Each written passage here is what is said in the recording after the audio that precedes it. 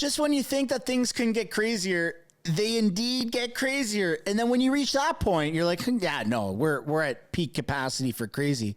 No, it's going up and it's going up. And I don't know where the tippity top of the craziness is, but what I do know is that Canadian government, Justin Trudeau, his Liberals, the NDP coalition, everything is imploding. It's collapsing. And I can't help but smile. And I hope you can also join me in smiling.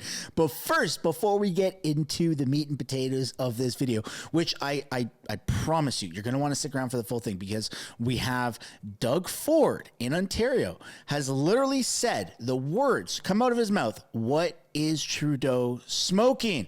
You have a Liberal MP who is thinking literally about jumping ship from the Liberal cabinet, walking across the floor to the Conservatives in a dramatic episode of House of Commons. Like, it's insane. And then you have an analysis of Pierre Poilievre's vote of no confidence and how this is potentially going to lead to an election. Welcome back to the circus, everybody. Before we get into it, I want to encourage everyone to smash the like button and subscribe if you haven't yet already. It does really help grow the channel. We are very close to 400,000 subscribers on this channel. And once you subscribe, there's a little bell icon that shows up. If you would please do me the favor of at least considering hitting that little bell icon. It allows you to have a layer of insurance. You can actually be notified of videos. YouTube unsubscribes people all the time. They don't send out the proper notifications. It's an ongoing complaint, an ongoing issue. If you haven't heard it from me, chances are you've heard it elsewhere. So it just adds like that layer of protection. All right, without further ado, let's get into this. This is wild. We got a wild video today, folks. All right, let's take a look at this. This Liberal MP is literally thinking about walking out of the Liberal cabinet and walking right into Pierre Poilievre's arms. Let's get into this. This evening. Thank you for having me, Michael. Listen, the vast majority of your caucus, your government, voted in favor of this compromise resolution. You did not. Why? Well, because I was against it. I didn't agree with the original motion. I thought it was a horrendous original motion, which was very much anti-Israel. And then while the amendments made it better, I still didn't agree with the amended version. And I didn't understand why we would try to amend a horrible motion. When you put lipstick on a pig, it's still a pig. There was no need to amend it. We should have just voted against it. It was not consistent with liberal values and liberal policy. And so they then brought in at the very last minute 14 very substantive amendments to the original motion that no parliamentarian had a chance to even look at for more than 5 minutes before the vote happened. So I didn't agree with any of it. Okay, and you use the descriptor anti-Israel, although when you go through this compromise, it does include a recognition of Israel's right to defend itself. It also calls on Hamas to surrender. How does that not address at least some of your concerns and lead you to call it anti-Israel? I said the original motion from the NDP was anti-Israel. Mm-hmm. But the motion was then amended, but the original motion was anti-Israel. Why are you amending it? Vote against it. Mm-hmm. Mm-hmm. Now, there was no need. We normally don't start amending NDP Opposition Day motions. That is not the normal practice. The normal practice is if the Liberal caucus and government don't agree with the wording of the motion as proposed, the answer is you vote against it. You don't spend days negotiating different language with the NDP. And again, there was 2 weeks, a 2 week period where, but between the time that we knew this motion was coming on the Monday and what happened, and then the amendments were shown to people 5 minutes before the vote. Mm-hmm. So how do you feel then about your government colleagues who voted for this compromise resolution? Well, I mean, how do I feel about it? I think most of my colleagues, are not as invested in the issue as I am, and others would have voted for the original motion. I mean, we have a diversity of views. My issue is not with my colleagues. My colleagues have every right, like I do, to express themselves. My issue is with the government and how the government handled it, not with my Liberal colleagues. So how the government handled it. So are you then considering your own place in that government now then? Well, what I'm saying is that I'm certainly in a reflective period right now. I feel that I need to think about things after having felt very isolated yesterday.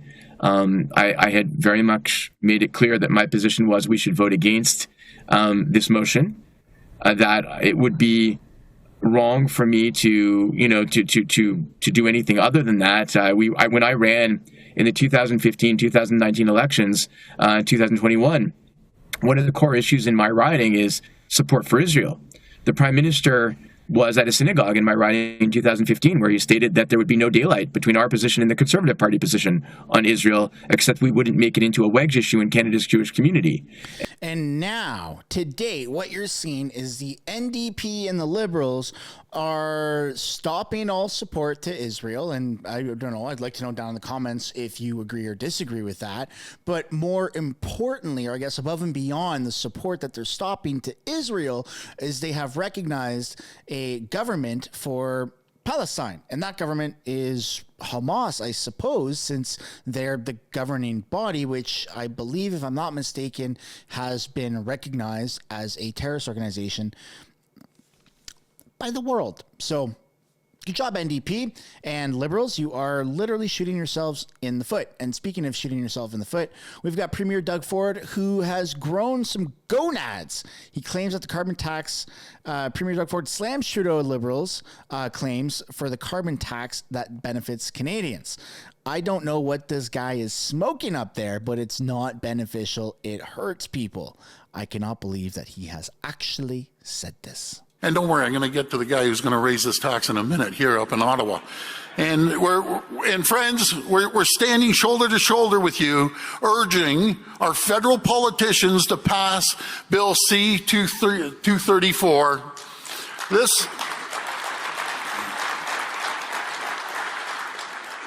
This bill, which would exempt the carbon tax charged on natural gas and propane used by farmers, has been delayed for far too long. They're just dragging their feet.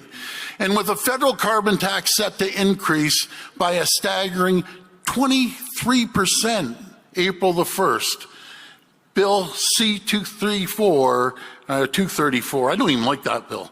Now, we got to get rid of it, but I think we scrap this tax totally. All it does is gouge people. They call it's beneficial. I don't know what the guy's smoking up there, but it's not beneficial. It hurts people. Everything from transporting goods from point A to point B, from going to pick your kids up at a hockey game or a sports facility. It is killing us. And what causes inflation? What causes inflation, 30% of it, is energy cost. And we need to make sure that we cut these interest rates from the Bank of Canada. They're living back in the 1970s. We need to lower the interest rates. They say, well, we aren't going to lower interest rates until inflation comes down. Well, it dropped again down to 2.8%. They're killing people right now. They're absolutely killing people. And I'm going to be on these guys like an 800-pound gorilla, I promise you. All carbon tax, sorry, Dimitri, let's get back onto this thing.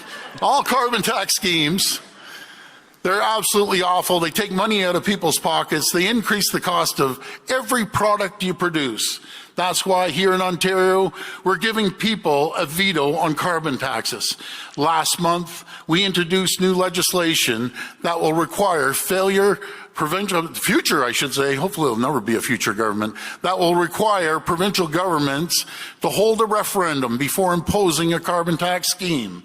And that's all it is. It's a big scheme, a scam, whatever you want to call it. It's just gouging the taxpayers. That's what I call it. Holy crap, folks! Oh my goodness, everybody's turning on Justin Trudeau. And that leads us into our final topic of the day. Why Pierre Poilievre is threatening a vote of no confidence motion against Trudeau's carbon tax. Let's take a look at CTV's political analysis and provide a commentary on it. Standing by in our bureau in Ottawa, following it all for us. So bring us up to speed here, Rachel. What's at stake, what the Conservatives are trying to do? Let's start there. Hey, Todd. Yeah, love a morning when you've got to break out those procedural rule books to kind of figure out what's going on. So essentially, Conservative leader Poilievre has threatened that on Thursday, their next chance to bring an opposition motion, they will be moving a motion of non-confidence in Prime Minister Justin Trudeau if today, during an earlier vote on the carbon tax April 1st hike, he doesn't decide to change his mind. So what we are shaping up to have is this procedural parliamentary showdown over a matter of confidence. Now, as you alluded to, the Liberals do have a deal with the NDP on matters of confidence, which means that should a motion of non-confidence or on big supply issues like the budget, the NDP are supposed to give the Liberals the votes they need to stay in power. So we are anticipating that mechanism will be relied on here should the Conservatives make good on this threat on Thursday. But the procedural rule books do note that the government could potentially fall on a motion like this because they do consider this outright statement of a vote of non-confidence. Specifically, Todd, the rules say that explicitly worded motions which state the House has or has not confidence in the government is one of the three ways a confidence motion could be raised. Another one is that if the government says they consider a matter of confidence like going to war or on those big money bills like a budget. And just to remind everyone, specifically what the Conservative motion is calling for if they do advance it on Thursday is that the House declare non-confidence in the Prime Minister and his costly government, goes on to say, and call for the House to be dissolved so that Canadians can vote in a carbon tax election. Interesting. Okay, so and tell me about the politics going on as well, because Pierre Poilievre has really been able to capitalize on anger or controversy surrounding the carbon tax and really understands that this is a wedge issue. This is an issue they can push the Liberals on as well. And you know, even if this doesn't pass, and we don't expect it will, of course, but you never know, it still sends a message, I guess, and kind of shapes what we expect will be, you know, a very, very difficult election for Justin Trudeau whenever that comes. Absolutely. So Conservative leader Poilievre has really been centrally focused on this issue of the carbon tax. I believe the votes this week are votes number 29 and 30 of various attempts his party has made to try to raise the issue of the carbon tax in the House of Commons. Now, Todd, taking this step of moving a motion of non-confidence is certainly ratcheting up that rhetoric to a degree. And because we're looking at the dynamics of the Liberal NDP supply and confidence deal, it does raise the question of where do the Conservatives go from here? If this non-confidence motion fails, then what other mechanisms do they have to continue to pressure the government on this? Certainly they will continue to, but to take this extreme step of moving a motion of non-confidence on this issue, to me kind of reads like it's the break in case of emergency motion. So if they pull this now, are we just going to see them continually making the House of Commons go to the brink, these motions of non-confidence repeatedly, or how else do they continue to signal in the House their discontent with the Prime Minister's insistence on keeping this price on pollution? Based on what you know of... Okay, so a very simple breakdown of what's happening. Liberals are thieves. They're crooked. The Liberal Party and the NDP have a coalition, and it's ruining Canada. They don't do things by the book. Conservatives, they do things by the book. They've got a lot of smart people that want to be in power, and they are taking out the rule book and going, okay, we found a loophole, we found a crack in the Liberal NDP coalition armor, and we're going to exploit it, and we're going to call for votes of non-confidence until we get what we want, because, well, that's not just what they want, it's what Canadians want. You see it on social media. Name me 3 big Liberal YouTubers or influencers.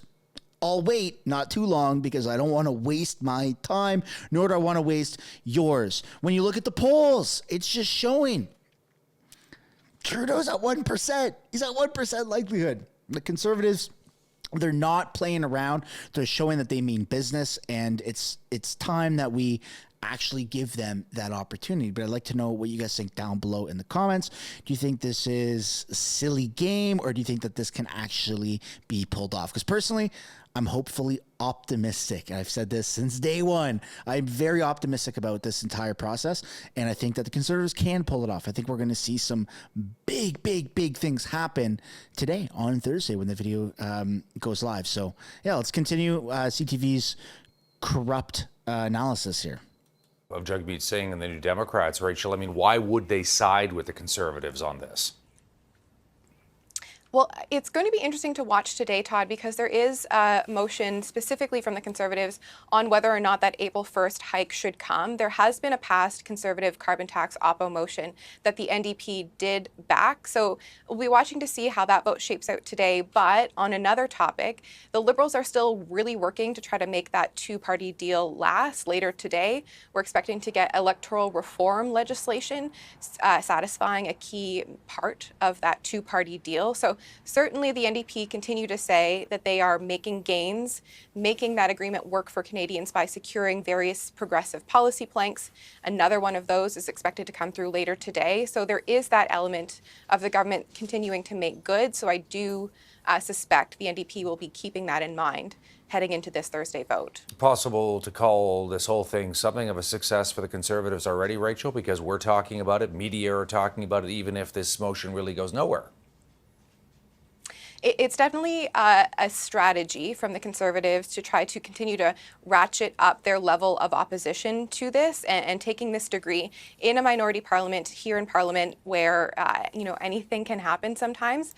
It's certainly a tactic, and I think the Conservatives feel buoyed by the growing resistance to the carbon tax, or at least this April hike across the country. The motion references 70% of premiers, Conservative and Liberal, are now showing resistance to this. So certainly I think Poilievre is riding that momentum through the House of Commons, and as we're talking about it here, onto Canadians' television screens. There we go. Rachel Aiello in Ottawa, our eyes and ears as we follow this latest strategy by the Conservatives. Never been done before. Pierre isn't messing around. And the one thing that I do agree with was one of the last things that was said was that Pierre Poilievre is riding the momentum. There is tremendous amount of hatred and detest and rejection for the carbon tax, for the coalition, for everything that is currently in place.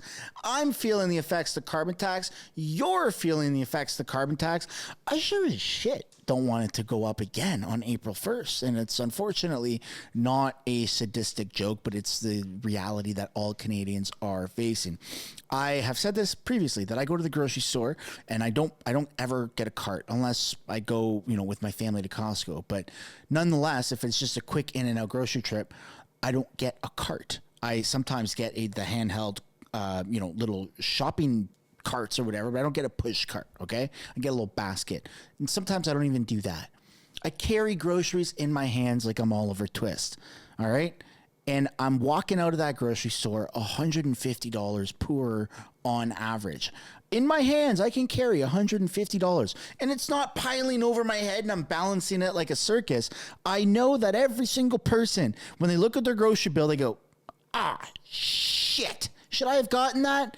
And they're looking at the soda that they want, or their chips that they want, or their snack that they want, or maybe those steaks and the salmon fillets, and you're going, yeah, I got to pay my phone bill, I got to pay my heating, electricity's going to go up because it's summertime, and I got to plug in my AC, I got to get an AC, I got to pay my rent, I got to pay my mortgage. It's just, it doesn't make any sense. It doesn't make any sense. And I love going on drives. I'm a thinker driver person. You know what that means? I like to get in my truck or my car or whatever I have, and I just like to drive. Just even close to nighttime, go for a sunset drive. Just drive, just look at things, just have a good time, right? Talk through my Bluetooth speaker or whatever on the phone, right? Like just enjoy the environment.